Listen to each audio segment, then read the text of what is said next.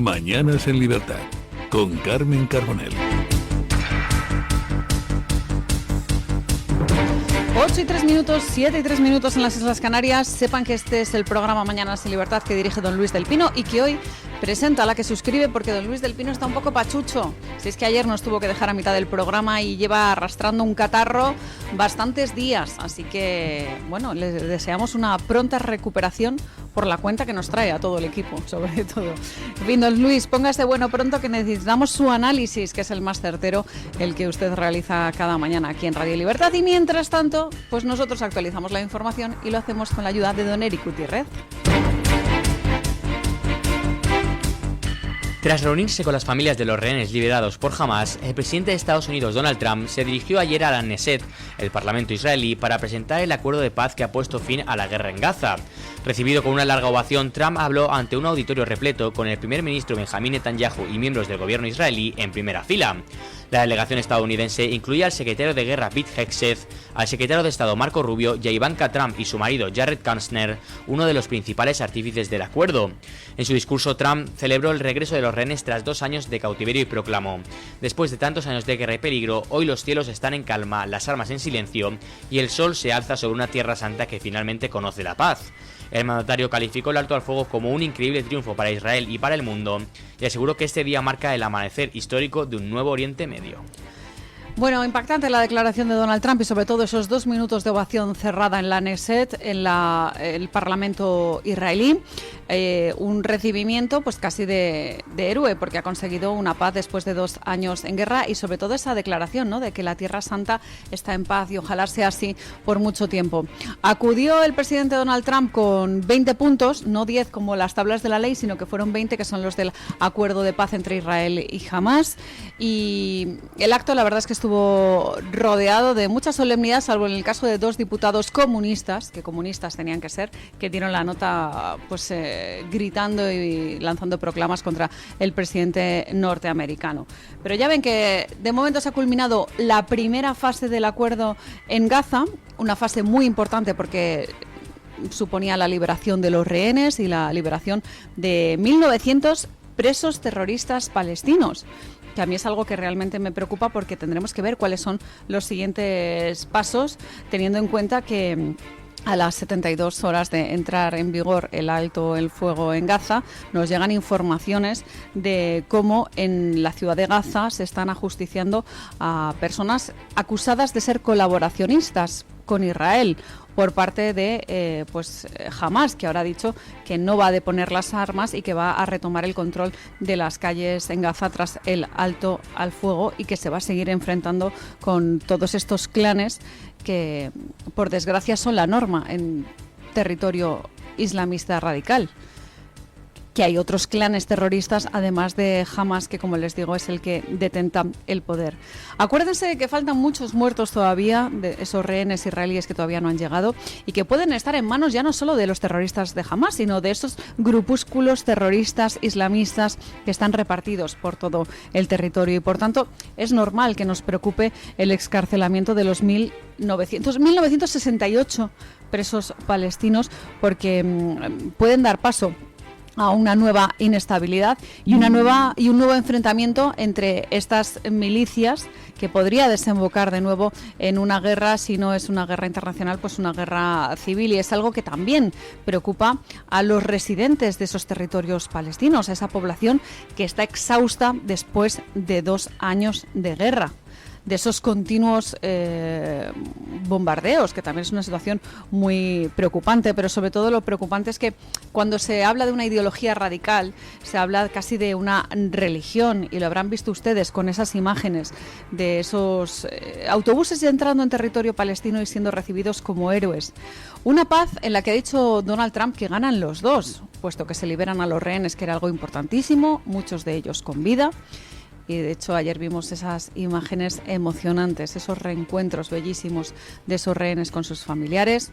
Habrá que ver también en qué estado se encuentran, y sobre todo también pongamos el foco en la hipocresía de Cruz Roja Internacional, que durante mucho tiempo no se preocupó por esos rehenes y que ahora pone el grito en el cielo diciendo que el estado de salud es realmente deplorable. Pues sí, señores, imagínense ustedes, después de 2 años de cautiverio, en las peores condiciones. ya no solo estamos hablando de una pérdida de peso evidente, sino que las secuelas físicas y mentales pueden ser dramáticas. Pero volviendo al discurso de Donald Trump en la Knesset, ese discurso en el que recibió esa ovación por parte de la práctica totalidad de sus miembros, también sorprende esa misión que se ha atribuido Donald Trump de ser realmente el presidente de la paz. Y no lo hace, por supuesto, desde mi punto de vista, buscando el premio Nobel, porque es un reconocimiento que no necesita, ya que con hechos realmente estamos viendo cómo sí que se ha convertido en el presidente de la paz, como colgaba directamente a través de la cuenta oficial de la Casa Blanca en Twitter. Lo digo porque en la Knesset dijo que, logrado este hito histórico, va a poner el foco en un acuerdo de paz para cerrar esa guerra en Ucrania, y así va a concentrar todos esos esfuerzos diplomáticos. Va a intentar reavivar ese diálogo entre Moscú y Kiev, pese a la negativa reciente de Vladimir Putin a reunirse con Zelensky, y se baraja de hecho una posible cumbre entre los mandatarios estadounidenses y ucranianos para el 17 de octubre. Esa sería la fecha que ha puesto Donald Trump encima de la mesa. Tendremos que ver si lo consigue, y a veces hay una serie de acontecimientos que van seguidos uno de otro, ¿no? Una catarata de acontecimientos que se suele decir, como ha sido, por ejemplo, el caso del acuerdo de paz de Sharm el Sheikh, los pactos de Abraham o el acuerdo de paz directamente de Donald Trump, que es como debería denominarse, puesto que es el mediador y artífice principal, seguido de la concesión del premio Nobel de la Paz a María Corina Machado. María Corina Machado agradeciendo directamente a Donald Trump como este galardón, o entre comillas homenajeándole con la dedicatoria de este galardón a Donald Trump, y veremos si el siguiente hito, ojalá sí, sea la paz definitiva entre Rusia y Ucrania, que eso sería, pues ya les digo, culminar el propósito, el mandato de Donald Trump, que lleva desde enero en la Casa Blanca. O sea, dense cuenta que estamos en octubre, en 10 meses todo lo que ha conseguido Donald Trump. Esto desde luego es una carrera cuando menos meteórica. ¿Digna de ganar el premio Nobel? Pues ya ven ustedes que no. Pero es que yo creo que a Donald Trump lo del premio es lo de menos, teniendo en cuenta que lo que importan son los hechos. El expresidente del gobierno, José Luis Rodríguez Zapatero, mantuvo una reunión con el empresario Víctor de Aldama en un piso de Caracas que el gobierno de Venezuela, presidido por Nicolás Maduro, cede al ex líder del PSOE durante sus estancias en el país.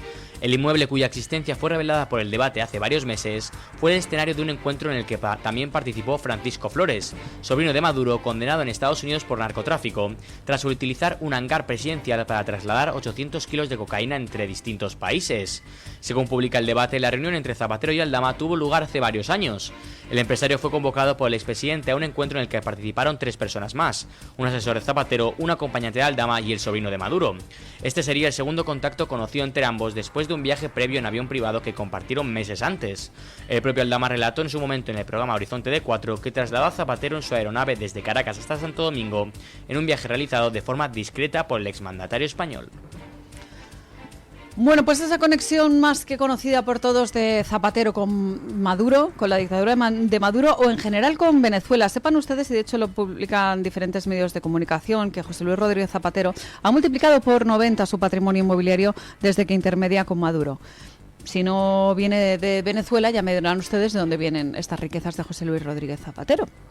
Y les cuento esta información que trae Voz Populi porque ayer mismo Isaac Blasco estuvo en nuestra mesa de análisis explicando cómo tenía una información sobre el Pollo Carvajal, que era el lugarteniente de Nicolás Maduro, de entonces Hugo Chávez, en Venezuela, y que había amenazado con que iba a cantar sobre las redes de Zapatero en Venezuela.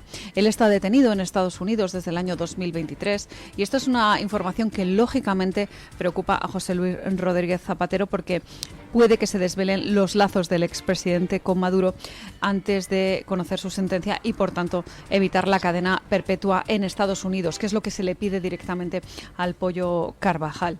El gobierno ha sido preguntado directamente por los negocios de José Luis Rodríguez Zapatero y lo que dicen es que no van a opinar sobre lo que lleva a cabo Zapatero en Venezuela en República Dominicana o en China. Ya ven ustedes qué relaciones tan interesantes las del expresidente socialista, las de José Luis Rodríguez Zapatero, porque hay veces que para conocer a una persona lo que hay que conocer es sus amigos, saber quiénes son sus amigos, saber quiénes son los aliados de José Luis Rodríguez Zapatero. Nos sirve, lógicamente, para conocer cuáles son sus intereses y sus políticas. El Ejecutivo ha respondido así directamente a una serie de preguntas. ¿De quién? Pues del Grupo Parlamentario Vox, que es el único que se ha atrevido a preguntar sobre los lazos de José Luis Rodríguez Zapatero con República Dominicana, China o Venezuela, para que se arroje luz sobre estas relaciones, cuando menos sospechosas, teniendo en cuenta esta información que nos trae el diario Voz Populi de cómo ha multiplicado por 90 su patrimonio inmobiliario desde que se ve con Nicolás Maduro. Esta información de Venezuela es sumamente interesante, como les contaba la pregunta parlamentaria, como les contaba lo que está diciendo el Pollo Carvajal, y también hay una información directa como el presidente del gobierno también estaría implicado en según qué relaciones o, entre comillas, trazando lazos entre otros célebres socialistas y Venezuela.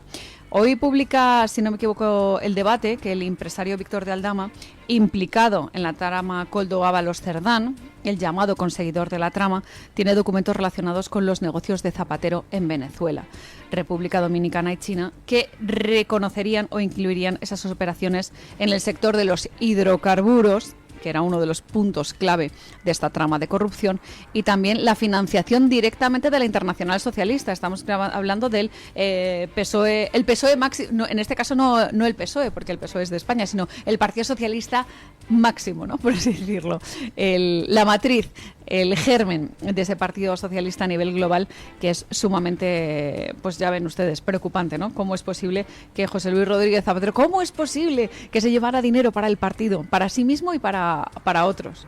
Bueno, pues esto es lo que apuntan diferentes documentos, y ahí es donde hay que poner luz y taquígrafos con esas preguntas, por lo menos parlamentarias, para que quede negro sobre blanco la constancia que tiene el Ejecutivo, o por lo menos el Grupo Socialista, de estas redes presuntamente corruptas que unen al PSOE, a José Luis Rodríguez Zapatero y a la dictadura venezolana de Nicolás Maduro. El PSOE se impondría en unas elecciones generales con 15 puntos de ventaja sobre el PP, según el barómetro de opinión de octubre del Centro de Investigaciones Sociológicas, conocido como CIS. El estudio realizado coincidiendo con la publicación del informe de la UCO, que atribuye ingresos irregulares y opacos al exministro y ex número 2 del PSOE, José Luis Ábalos, otorga a los socialistas un 34,8% de los votos, más de 2 puntos por encima del barómetro de septiembre y más de 3 respecto a su resultado en las elecciones generales de julio de 2023. El PP se situaría como segunda fuerza con un 19,8%, lo que supone una caída de casi 4 puntos respecto al mes anterior, y lo deja casi empatado con Vox, que conserva el tercer puesto con un 17,7%, subiendo un 0,4% con respecto a septiembre. Suma retrocede ligeramente hasta el 7,7%, pero se mantiene como cuarta fuerza, mientras que Podemos sube medio punto y alcanza el 4,9%. Bueno, ya saben ustedes que a don Luis del Pino no le gusta nada hablar del CIS, porque realmente lo que vemos es maquillaje estadístico. El Centro de Investigaciones Sociológicas durante mucho tiempo fue una institución respetada y prestigiosa, hasta que cayó en manos de José Félix Tezanos, y de un tiempo a esta parte estamos viendo cómo tiene un flanco débil, que es el tema de las encuestas, sobre todo las encuestas políticas que afectan directamente al Partido Socialista, porque, como saben, Pedro Sánchez nombró como presidente a José Félix Tezanos, que era un miembro de la ejecutiva del PSOE, que luego dimitió de ese cargo para ser realmente independiente. Pero nunca antes un presidente del CIS, del Centro de Investigaciones Sociológicas, había tenido una vinculación tan directa con el partido en el poder. Entonces, a mí lo que me gusta del CIS pues es poner el foco en las cuestiones que son así un poco extrañas, como por ejemplo, que suben todos. Esto pasa muchas veces con algunos barómetros. Por ejemplo, también hay un barómetro que a nosotros mucho nos gusta comentar, que es el EGM, el Estudio General de Medios, en el que suben absolutamente todas las emisoras de radio. Bueno, pues algo es por lo menos curioso, ¿no? Que todos suben. Entonces, al final, da que pensar en el maquillaje estadístico. Y la sorpresa del CIS, en este caso, es que la suma de Podemos y Sumar supera a lo que ya sacaron el 23 de julio en las anteriores elecciones generales. O sea, Podemos, Sumar están mejor que nunca. Pero es que encima el PSOE también está mejor que nunca. Entonces, al final dices, no puede ser que toda la izquierda, pese a todo el descontento que vemos en la calle, están subiendo como locos desde la izquierda. Y claro, uno se pone a ver concretamente el dato específico del CIS y se da uno cuenta que lo que han encuestado es a la mayoría de los votantes de izquierdas, concretamente a un 38,9% de las personas que han respondido en ese barómetro dicen que habían votado a la izquierda, concretamente al Partido Socialista. Así que, pues está claro, ¿no?, cómo está desesgado. Si preguntas a la izquierda, pues lógicamente lo que van a decir es que la izquierda sube y que mejora Podemos, que mejora Sumar y que, por supuesto, mejora el Partido Socialista. Concretamente, José Luis Tezanos le da 15 puntos de ventaja al PSOE, dando a entender que ganaría casi las elecciones. Recordemos que las elecciones del 23 de julio no las ganó el Partido Socialista, ni mucho menos, las ganó el Partido Popular. Lo que pasa es que por esa suerte de aritmética parlamentaria, pues al final ha conseguido un gobierno más que Frankenstein para de nuevo perpetuarse en el poder. Pero lo que nos dice José Luis Tezanos es que prácticamente tendría 150 escaños, atención, un máximo histórico para Pedro Sánchez, que a mí es una cosa que cualquier demóscopo experto pues no entendería. Sobre todo habría que ver cómo han hecho, cómo han sacado estos datos. Pero lo que quiere hacer Pedro Sánchez con el CIS es una estrategia de largo aliento para resistir con fuerza a la legislatura y por tanto sembrar esa propaganda. Incluso sin presupuestos, le da prácticamente igual a Pedro Sánchez. Lo que quiere sembrar es pues que los pronósticos del CIS son fiables cuando en realidad sabemos que se han equivocado más de lo normal y siempre lo han hecho con un sesgo a la izquierda. Esto es algo pues de todos conocido. Y lo preocupante es cómo esta institución, la del CIS, nunca ha tenido tantas acusaciones de parcialidad e incluso de falta de rigor científico por parte de los demóscopos en estos años en los que ha estado José Félix Tezanos. Pues nos ha dejado una institución pues prácticamente vacía. Hay diferentes personas que han hablado de esas encuestas del CIS. Hace nada se publicó una sobre pues lo que preocupaba a los españoles. Y es curioso porque contaba una periodista del diario ABC que ella había recibido esa llamada de CIS y que le habían preguntado muchísimo más por cuestiones como la influencia de Donald Trump, los aranceles, la causa palestina, que por el fiscal general del Estado, por Álvaro García Ortiz. En fin, ya ven ustedes cuáles son las cuestiones de interés general para el CIS. Y si a usted le pregunta a un ciudadano de a pie qué le preocupa, que le inquieta en su día a día, yo estoy convencida de que prácticamente le va a decir que la vivienda, que le va a decir que le preocupa la situación económica, le va a decir que le preocupa la inseguridad, le va a decir que le preocupan los servicios públicos que cada vez están más deteriorados, la inmigración ilegal que va colapsando una serie de servicios asistenciales, la Unidad de España, por ejemplo. ¿A usted qué le preocupa? ¿Donald Trump o la corrupción endémica del Partido Socialista? ¿Qué le preocupa? ¿La política internacional y los acuerdos de paz? Ojo, muy importantes también. ¿O llegar a fin de mes con la subida de la que hemos hablado? La de los autónomos.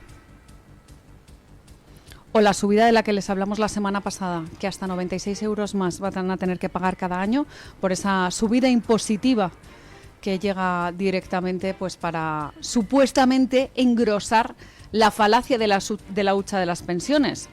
Hucha que ya les digo yo que no existe. En Dinamarca, por cierto, han subido la edad de jubilación, progresivamente la están subiendo y pretenden llegar hasta los 70 años. ¿Por qué? Porque no hay dinero para todos.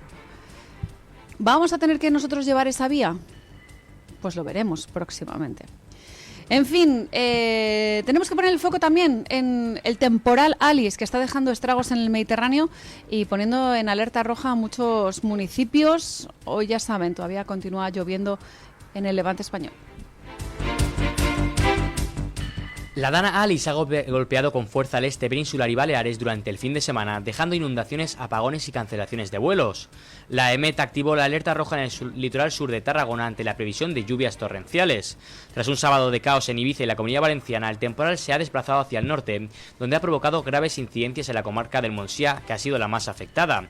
Los municipios de La Rápita, Santa Bárbara, Godall y Alcanar han sufrido desbordamientos de varios barrancos, lo que ha obligado a cerrar carreteras y movilizar equipos de emergencia. La Generalidad de Cataluña ha suspendido la actividad escolar en el Montsià y en otras 4 comarcas, siendo estas el Bajo Ebro, Ribera del Ebro, Bajo Campo y Tierra Alta.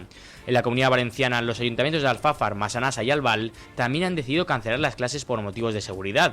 La vigilancia meteorológica continúa activa en todo el arco mediterráneo. Las autoridades recomiendan evitar desplazamientos innecesarios y extremar la precaución ante el riesgo de inundaciones repentinas.